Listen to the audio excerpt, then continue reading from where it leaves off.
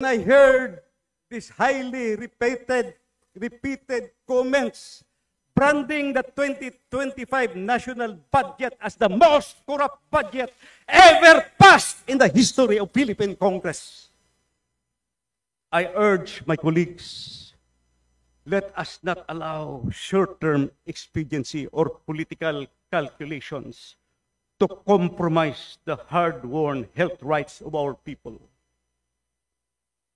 Let us remember that the world looked upon us when this chamber passed the sin tax law in 2012. It helped the country garner the first ever investment grade credit rating from international credit rating agencies.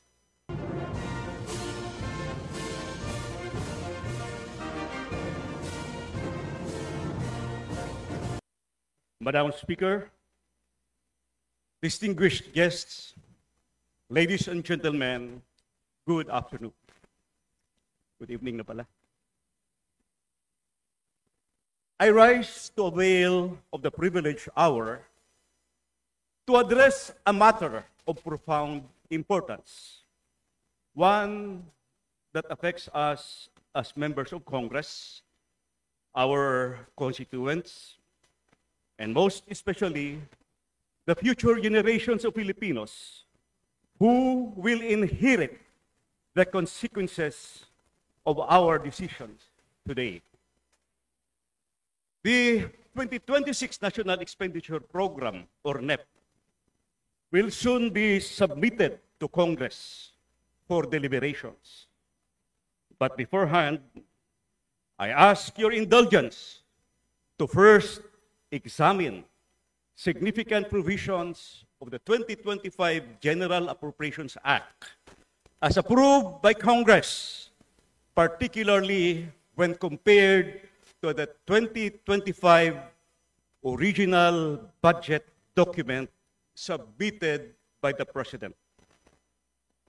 I believe that certain adjustments made to the budget raise serious legal questions and may be vulnerable to constitutional challenge. I would like to share these observations with you, my esteemed colleagues, as this will hopefully guide us in the approaching deliberations on the 2026 national budget. Distinguished members of this chamber, last January, I exposed a glaring anomaly in the ratified bicameral conference committee report on the 2025 General Appropriations Act, containing 28 blank items spanning 13 pages that were mysteriously filled in the enrolled bill and finally in the General Appropriations Act. I will present the full details of this controversy in a separate privileged speech. But today, I must draw your attention to another blatant irregularity in the 2025 budget that has escaped public scrutiny and was never openly deliberated by either the House or the Senate. I refer specifically to the automatic appropriations, which by their nature no longer require legislative enactment. My concern centers on the use of income in the general fund and the special accounts in the general fund.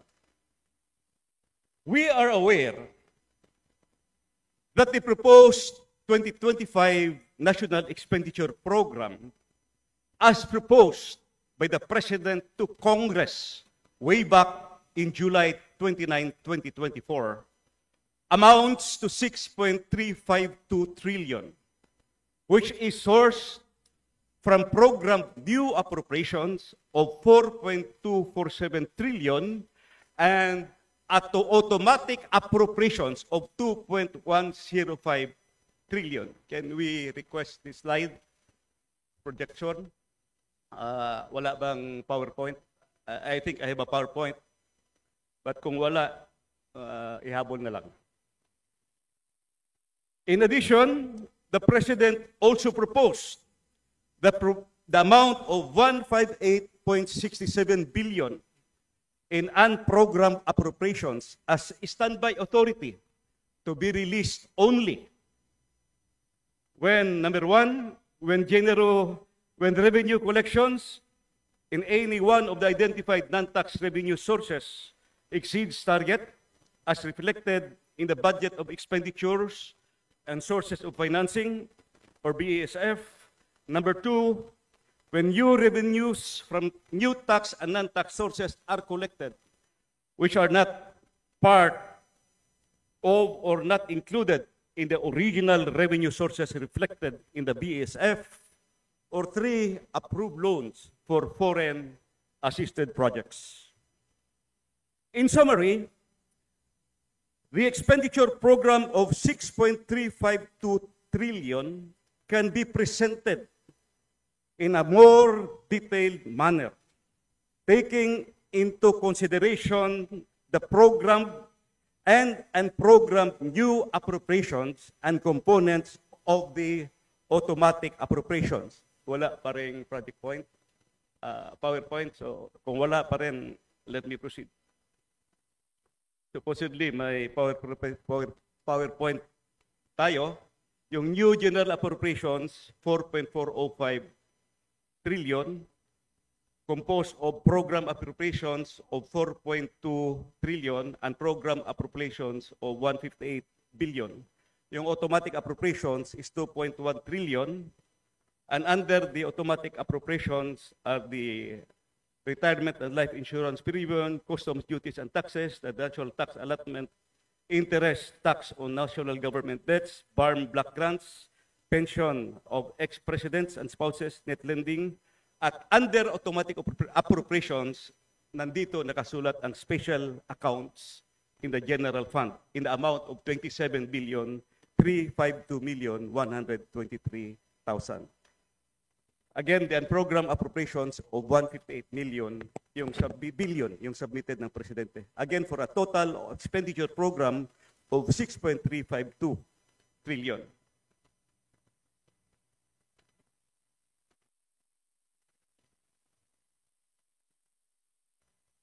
With that as a background, Mr. Speaker, I will now go to the main issue, which I want to emphasize having a great impact on the total expenditure program. As I have said earlier, I will no longer discuss the items under the program and unprogrammed appropriations of the GAA, since it is the topic of another privileged speech, or my next privileged speech. But I will discuss now the special accounts in the general fund, which are sourced from earmarked revenues of the government. What are earmarked revenues? Earmarked revenues are identified revenues required by statute to be used for designated activities, benefits, or purposes, and must be accounted for separately from the government's general revenues. For 2025, the earmarked revenues amount to 1.202 trillion and is classified into two categories. Number one, use of income in the general fund for a total amount of 1.175 trillion and special accounts in the general fund of 27.352 billion. To differentiate the two categories, the use of income in the general fund refers to revenues that accrue to the general fund, which by virtue of statutes or enabling laws authorize agencies to use part of the income of the general fund for a specific program or project which are generally included in the program portion of the General Appropriations Act, except when it is specifically provided by law that it is automatically appropriated, like the case the National Tax Allotment and the BARM Block Grant. On the other hand,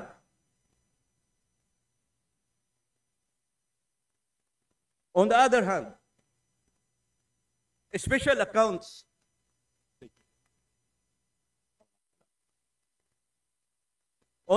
special accounts in the general fund, as mentioned earlier, are funds whereby proceeds from specific revenue measures are earmarked by law for specific priority programs and projects and are automatically appropriated.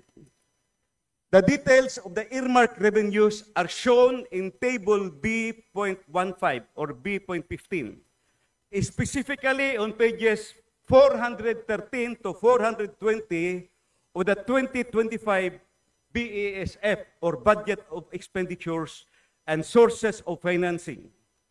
Supposedly summarized on the screen, so mahaba yan. On the use of income in the general fund, the amount of 1.175 trillion, while the special accounts in the general fund is the amount of 27.352 billion. How I wish we had a PowerPoint para madaling maintindihan. But let me continue. May I speak, Mr. Speaker, Madam Speaker, may I mention the legal basis or the enabling laws that authorizes the setting aside of portions of the general fund and proceeds of specific revenue measures to ensure the funding of the programs and projects being implemented by the recipient departments and agencies. As shown in Table B.15 of the 2025 BESF, dahil wala tayo dito, the Table B.15 of the BESF can be seen at the website of the DBM. Hanapin nyo lang yung BESF, makikita nyo doon, Table B.15. The earmarked revenues usually comes from collections of previous years at any specified period indicated in the enabling laws. Considering that these earmarked revenues are subjected to the annual programming of expenditures, some of the funds will accumulate huge balances at the end of the fiscal year. For purposes of my speech, I am showing only the earmarked revenues for 2025 and those with available balances as of December 31, 2023 as reflected in Table B.15 of the 2025 BESF. So, dahil wala tayong PowerPoint, I'll just refer you to the DBM website. Now, I will focus my discussion on the special accounts in the general fund. What are special accounts, again, in the general fund?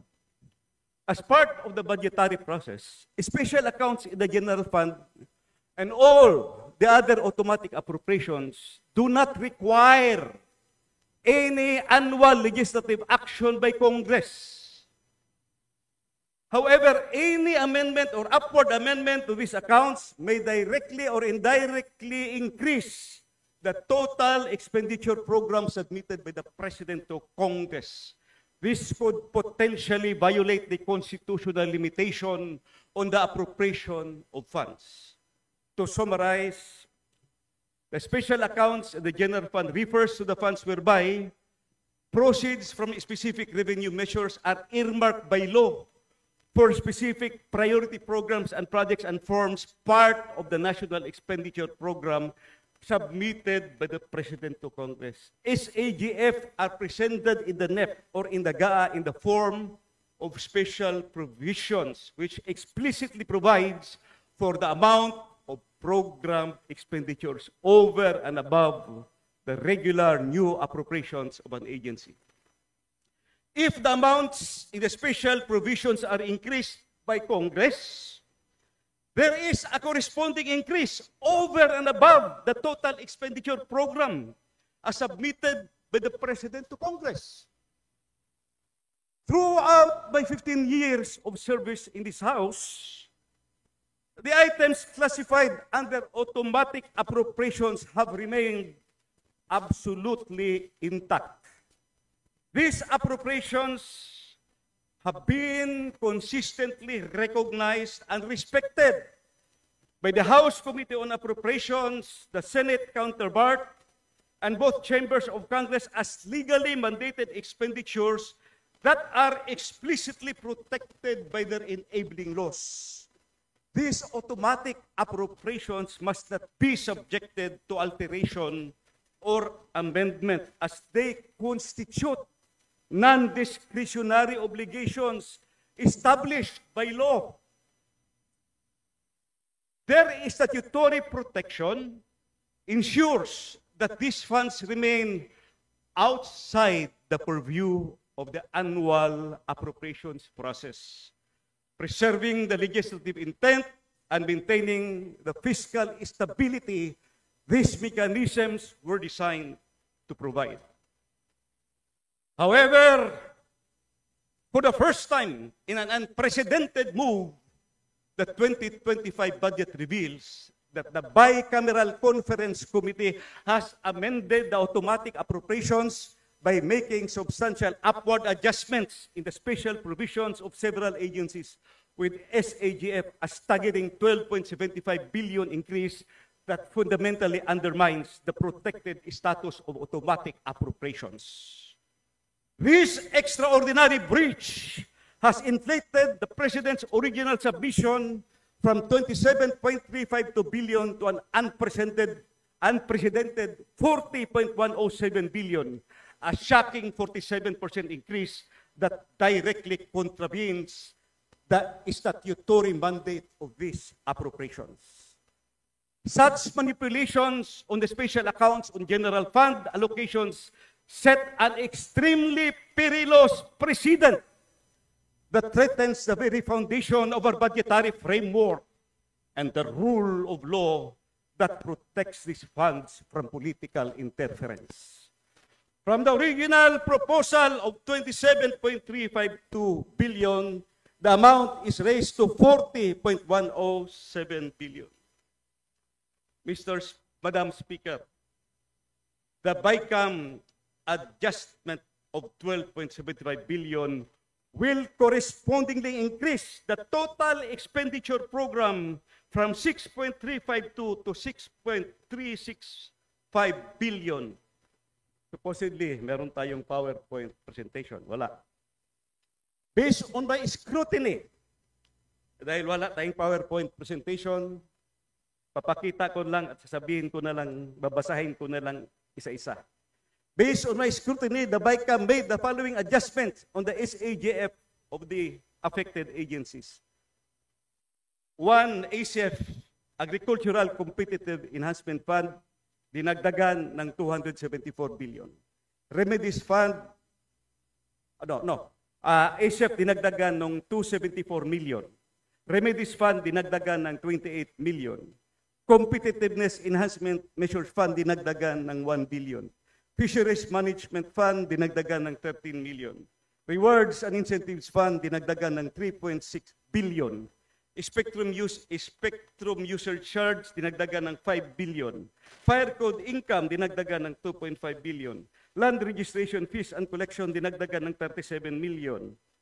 Other executive offices of the Dangerous Drugs Board dinagdagan ng 20.95 million. National Endowment for Culture and the Arts, dinagdagan ng 75 million. Philippine Space Agency, dinagdagan ng 126 million. Yung Coconut Development Fund and Coconut Consumer Stabilization Fund, dinagdagan ng 65 million.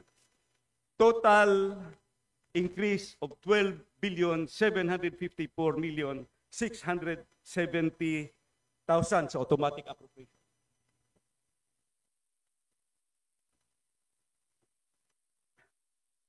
What are the legal and constitutional violations demanding immediate resolution?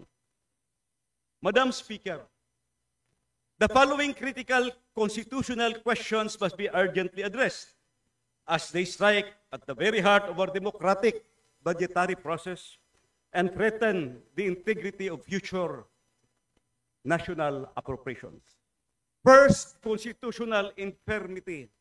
Has the Bicameral Conference Committee, by unilaterally increasing SAGF by 12.7 billion, rendered the entire 2025 expenditure program constitutionally defective?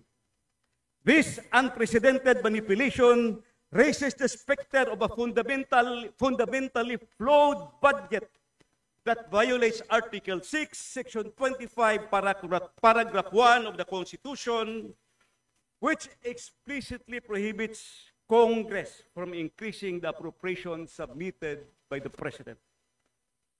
Second, fundamental breach. The core constitutional question that demands immediate clarity.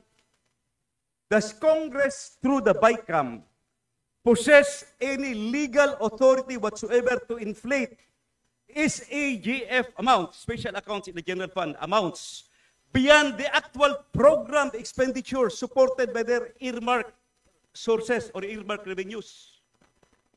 This appears to be a direct violation of the established principles that special accounts in the general fund are by their very nature limited to their earmarked revenues and cannot be arbitrarily expanded beyond their statutory limitations. These are not mere technicalities. They are fundamental breaches of our constitutional architecture that could render the entire budget process null and void. The gravity of these violations cannot be overstated, as they threaten to establish a dangerous precedent where future Congresses might feel emboldened to disregard constitutional constraint with impunity.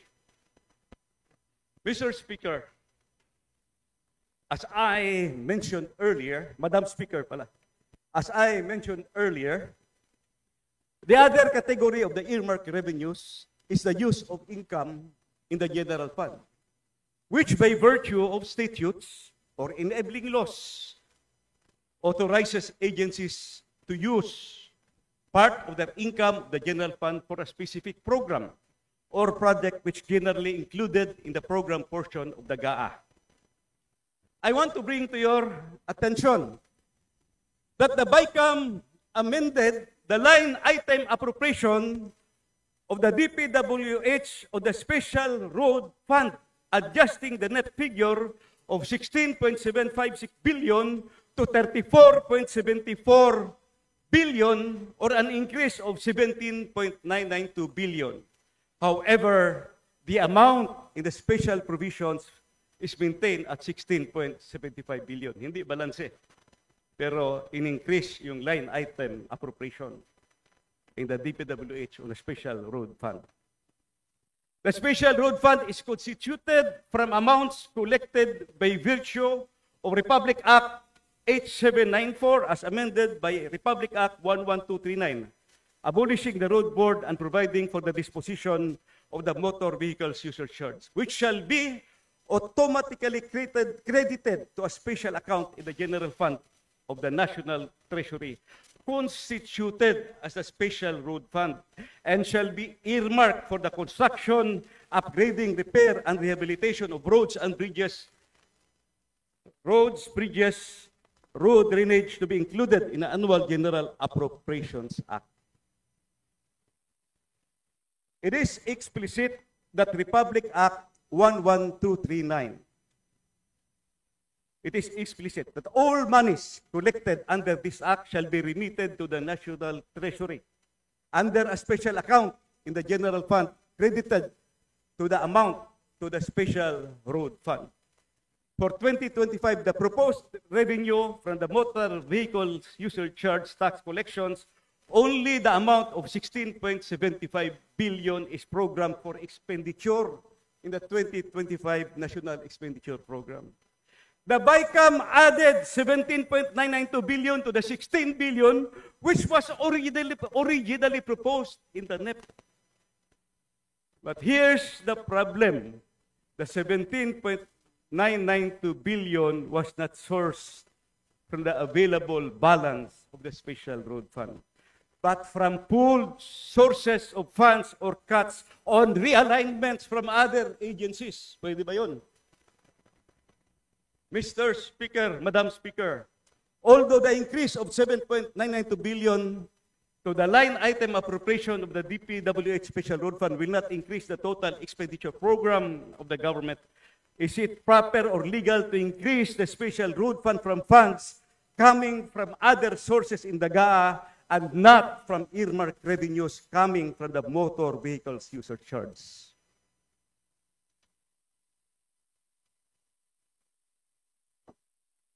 What are the legal and constitutional questions raised?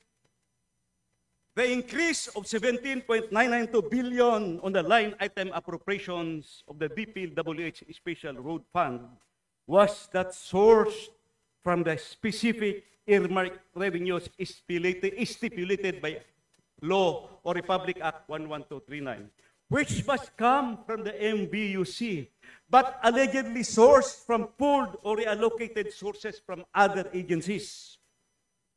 The main legal and procedural concern is whether Congress, through the BICAM, can increase the amounts in the Special Road Fund beyond what is supported of program for expenditure from the earmarked revenues, and whether such increase sourced from other fund sources violate the enabling laws and constitutional budget process.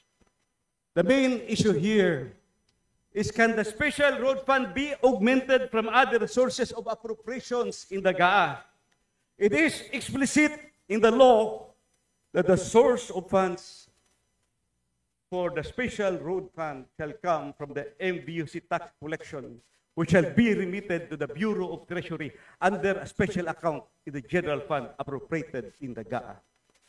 Is it right to assume that if the increases are not supported by actual collections from the designated revenue sources, or if they are, or if they alter the nature of the appropriations set by law, these adjustments may be legally questionable and vulnerable to constitutional challenge? Mr. Speaker, I was expecting that these congressional insertions in the SAGF will somehow be subjected to presidential veto because it bloated the expenditure program submitted by the President. Yes, I am aware that preconditions were included in the implementation of the special provision by subjecting it to judicious programming based on the actual collections and utilization of funds. But my point is, by increasing the amount in the special provisions of the SAGF, there is a corresponding increase in the expenditure program submitted by the President, which may breach the constitutional limitation in the appropriation of funds. Of the numerous provisions on SAGF amended by Congress, only the special provisions of the Bureau of Customs on rewards and incentives was conditionally vetoed. On the other hand, the Special Road Fund, which has substantially increased from 16.756 billion to 34.748 billion, was merely noted by the President under the general observations portion of the veto message. If you can remember, the direct veto was only 26 billion for the DPWH and 168 billion in unprogrammed funds. Madam Speaker, I must now address a final matter that, while not technically classified under automatic appropriations, involve similarly protected earmark funds, vital to our universal healthcare system. The syntax law explicitly mandates that portions of revenues from tobacco and sugar-sweetened beverages be earmarked for PhilHealth to fund healthcare services under Universal Healthcare Act. While these funds may not be formally designated as special accounts in the general fund, like this previously discussed, the law is very clear in requiring their earmarking for PhilHealth. These earmark funds, by their very nature, must be used exclusively for their statutorily designated purpose, healthcare delivery for the Filipino people. Similar to the national tax allotment, this fund should be automatically and regularly included in the annual General Appropriations Act. However, in the 2025 budget, PhilHealth received zero allocation from these mandated earmark funds. This zero allocation represents a clear failure to comply with both the sin tax law and the Universal Health Care Act. Congress has not provided what is legally due to the Filipinos. Again, Congress has not legally provided what is legally due to the Filipino people under these laws. It is particularly troubling that even a token 1 peso budget could have saved PhilHealth's legal standing for augmentation purposes. Instead, the complete absence of allocation effectively prevents any possibility of funding restoration. Madam Speaker, this zero allocation for PhilHealth represents a serious departure from the state's obligation to fulfill the promise of universal health care for all Filipinos. This omission demands immediate rectification to honor our legal commitments and our moral duty to provide healthcare access to our citizens. The failure to allocate mandated earmark funds to PhilHealth raises profound constitutional questions that merit careful examination. The 1987 Constitution explicitly enshrines health as a fundamental right.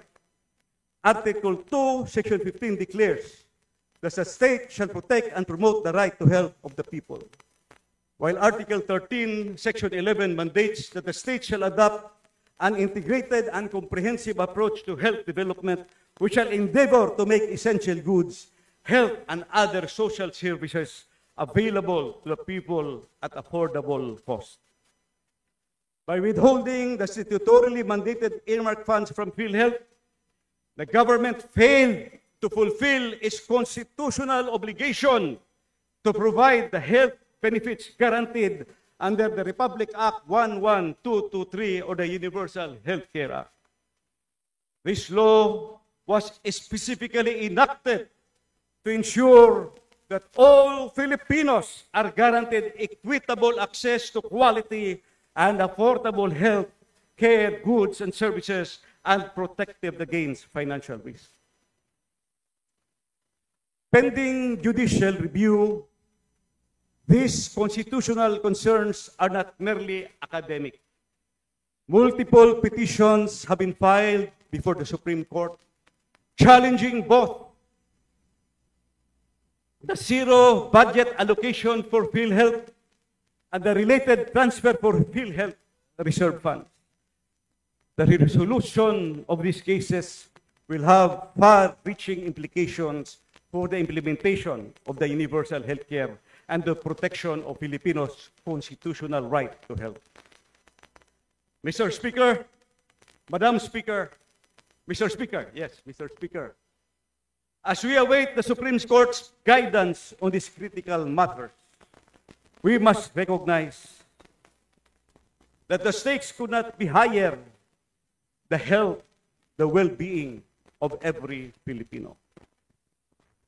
Mr. Speaker, my dear colleagues, my dear Filipino countrymen watching this on live coverage, I rise today with a resolute heart to speak on our national budget, not as a ledger of pesos and centavos, but as the living promise we make to every Filipino who trusts government will safeguard their health, their dignity, and their hope. The numbers we debate are in truth the measure of our compassion, our dignity, our will, and the test of our constitutional duty. These items under the automatic appropriations, particularly the special accounts in the general fund and the use of income in the general fund, is a product of painstaking legislations passed in previous Congresses, fully debated by our illustrious predecessors in the four corners of this legislative hall. The BICAM has practically altered and superseded 13 Republic Acts or special laws, and to include the PhilHealth Funds reduction, a total of 14 laws that earmark certain funds from sources already specified as a product of exhausted debates in both the House and the Senate. The 14 special laws specified under the automatic appropriations, particularly special accounts in the general funds and the utilization of income under the general fund that were altered and superseded by the GAA 2025 are as follows. Number one, RA 11239, or the Special Road Fund. This act amended RA 8794, or the Motor Vehicles User Charge. Number two, RA 8718, RA 9496, and RA 10848, or the Agricultural Competitiveness Fund, ASEP. Number three, RA 8800, 8800, Remedies Fund, or the Safeguard Measures Act. Number four, RA 8800 again, or the Competitiveness Enhanced Measures Fund of the Safeguard Measures Act. Number five, RA 10654, or the Bureau of Fisheries and Aquatic Resources Fisheries Management Fund. Number six, RA 9335, or Rewards and Incentive Funds of the Attrition Act of 2005. Number seven, RA 10929, or Spectrum Usage Fund of the Free Internet Access in Public Places. Number 8, RA 9514, or Bureau of Fire Protection Fire Code Income. 9, PD 1529, or Land Registration Fees and Collections. Number 10, RA 9165, or Dangerous Drugs Act. Number 11, RA 9356, or the National Endowment Fund for Culture and the Arts. Number 12, RA 11363, or the National Space Agency Act. Number 13, PD 1234, PD 1854, RA 11435, or Coconut Development Fund, and the Coconut Consumer Stabilization Fund. And last but not least is number 14, the Sin Tax Law of 2012. This item may not be the list of SAGF or UIGF, but the law is clear that 80% of the incremental proceeds of the Sin Tax Law will go to universal health care. The central constitutional issue requiring urgent clarification is this. Does Congress, acting through the Bicameral Conference Committee, have any legal authority to increase the amounts allocated to the special accounts in the general fund beyond the actual program expenditures backed by their designated revenue sources? Such actions appear to contravene the well-established principle that SAGFs are intended to be strictly limited to their earmarked revenues and cannot be augmented arbitrarily beyond what is legally mandated. This is far from a procedural technicality. It strikes at the very core of our constitutional framework. These potential violations constitute serious breaches that could undermine the legitimacy of the entire budget process, potentially rendering it null and void. The implications are profound, as such precedents risk empowering future legislatures to disregard constitutional fiscal constraints with impunity. The Constitution vests in Congress the power of the purse, but more crucially, it requires us to exercise this power with faithfulness to existing statutes. The General Appropriations Act cannot amend or override special laws previously enacted by Congress. This disregard for sanctity of the law undermines not just legislative intent, but the very legitimacy of this institution, and exposes the budget to legal challenge and public condemnation. I call on this august chamber to restore the trust, the confidence, and the integrity of the entire budget process. As a former chairman of the House Committee on Appropriations, it hurts me when I heard these highly repeated comments branding the 2025 national budget as the most corrupt budget ever passed in the history of Philippine Congress. I urge my colleagues, let us not allow short-term expediency or political calculations to compromise the hard-won health rights of our people. Let us remember that the world looked upon us when this chamber passed the Sin Tax law in 2012. It helped the country garner the first ever investment grade credit rating from international credit rating agencies. Humility aside, I was the main author of the Sin Tax Law of 2012 or Republic Act 10351. For the sake of every Filipino in need, for our duty to the Constitution, for the future of our children and our children's children, I respectfully appeal, let us act now to correct this injustice. Today we face a test whether we uphold these laws in the spirit in which they were crafted and the welfare of the Filipino nation. Let us never forget the power of the force is not ours to wield, but ours to safeguard for the people we serve. Let us wield not just authority, but compassion and justice, for that is the true spirit of public service. Thank you, and may God bless our deliberations and our nation. Daghang salamat. Mr. Speaker, if there's anybody in the hall who wants to ask a question, I'm willing to reply for an interpellation. Thank you, Mr. Speaker.